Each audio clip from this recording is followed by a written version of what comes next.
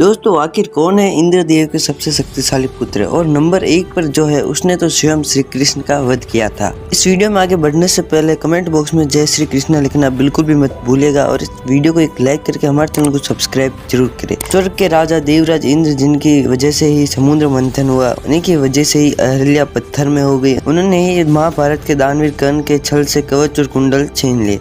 कहते हैं कि जैसे भगवान शिव के पास त्रिशूल और ब्रह्मा के पास ब्रह्मास्त्र है तथा विष्णु जी के पास सुदर्शन चक्र है, वैसे ही देवराज इंद्र के पास भी एक अस्त्र है जिसे वज्रास्त्र कहते हैं। यह अस्त्र स्वयं ऋषि दधीचि की हड्डियों से बनाया गया है, जो बेहद ही शक्तिशाली अस्त्र था। और दोस्तों आज की वीडियो में हम बात करेंगे कि देवराज इंद्र के सबसे शक्तिशाली पुत्रों के बारे में, जिनका रामायण और महाभारत में एक महत्वपूर्ण उल्लेख मिलता है, और एक शक्तिशाली पुत्र जिसने भगवान श्री कृष्ण का वध भी किया था। तो चलिए जानते हैं कि कौन थे देवराज इंद्र के सबसे शक्तिशाली पुत्र। तीसरे नंबर पे आते हैं जयंत।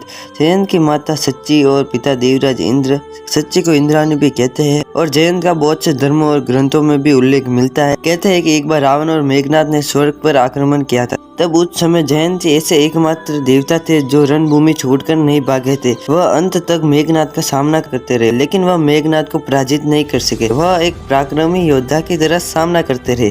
कहते हैं कि एक बार श्री कृष्ण के पुत्र प्रद्युम्न और जयंत का युद्ध हो गया था। दोनों ही एक दूसरे पर अनेक दिव्यास्त्र चला रहे थे। यह युद्ध इतना भयंकर था कि इसे रोकने के लिए स्वयं भगवान श्री कृष्ण को आना पड़ा, और जयंत बहुत ही शक्तिशाली योद्धा थे। अब बात करते हैं इंद्रदेव के दूसरे शक्तिशाली पुत्र के बारे में। तो योद्धा महाभारत के एक वीर धनुर्धर अर्जुन थे। कुंती ने देवराज इंद्र का आह्वान किया तो उन्हें अर्जुन प्राप्त हुआ। अर्जुन को महाभारत का एक सर्वश्रेष्ठ योद्धा माना जाता है, जिनका साथ स्वयं विष्णु जी के अवतार भगवान श्री कृष्ण ने दिया था, और महाभारत के युद्ध में उन्होंने गीता का ज्ञान भी दिया था। अर्जुन के सारथी भी बने थे स्वयं भगवान श्री कृष्ण। अर्जुन को धर्म का अमूल्य ज्ञान भी दिया था। अर्जुन के बारे में तो महाभारत में अलग अलग उदाहरण भी मिलता है। उन्होंने कैसे भगवान शिव को युद्ध करके प्रसन्न किया था, और महादेव ने खुश होकर उन्हें सबसे शक्तिशाली अस्त्र पशुपता अस्त्र भी दिया था।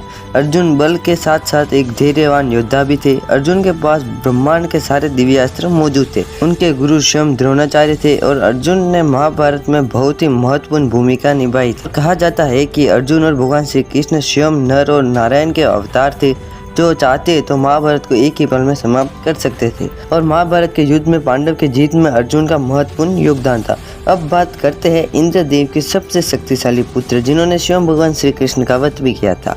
हम बात करते हैं महापराक्रमी बाली की। अभी आप सोच रहे हैं कि बाली भगवान श्री कृष्ण का वध कैसे कर सकते हैं, क्योंकि बाली तो स्वयं त्रेता युग में जन्मे थे और श्री राम के हाथों मारे गए थे। भगवान श्री कृष्ण तो द्वापर युग में हुए थे। तो चलिए इसी को विस्तार से बताते हैं। जैसे कि हम सब जानते हैं कि त्रेता युग के बाली किष्किंधा का राजा था, और बाली एक राक्षस का वध करने गया था, और न लौटने पर वहाँ का राजा उसके छोटे भाई सुग्रीव को किष्किंधा का राजा बना दिया गया। और बाली वापस आया तो सुग्रीव को राजा देखकर बहुत ही क्रोधित हुआ, और सुग्रीव को राज्य से बाहर निकाल दिया। तभी भगवान श्री राम ने छुपकर बाली का वध कर दिया, और बाली एक शक्तिशाली योद्धा था। और बाली को इंद्रदेव से एक वरदान था कि बाली अपने सामने शत्रु की आधी शक्ति अपने अंदर खींच लेता है। ऐसे में बाली के साथ सीधे युद्ध करना बहुत ही खतरनाक था।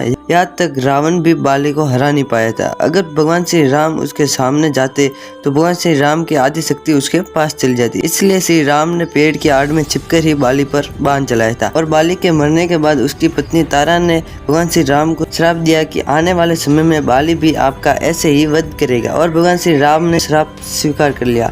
और महाभारत खत्म होने के बाद 36 वर्ष बाद भगवान श्री कृष्ण एक पेड़ के नीचे आराम कर रहे थे, तो शिकारी को चमकती हुई वस्तु नजर आई।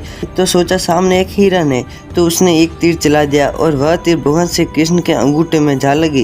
कहते हैं कि उसी बहाने भगवान श्री कृष्ण ने अपना देह त्याग दिया। दोस्तों वह शिकारी और कोई नहीं, स्वयं बाली का पुनर्जन्म ही था। और बाली की शक्तियों के बारे में तो कौन नहीं जानता। वह एक बड़े से बड़े पर्वत या पेड़ को भी उठाकर फेंकते थे, और बाली के सामने कोई भी योद्धा टिक नहीं पाता था। स्वयं लंकापति रावण भी बाली को हरा नहीं पाया था। आप सोच ही सकते हैं कि बाली कितना बलशाली योद्धा था। इस पर आपका क्या विचार है, प्लीज कमेंट करके जरूर बताएं, और इस वीडियो को एक लाइक करके हमारे चैनल को सब्सक्राइब जरूर करें, और बेल आइकन ऑल पर जरूर दबाएं। तो दोस्तों मिलते हैं अगले वीडियो में, तब तक के लिए जय श्री राम।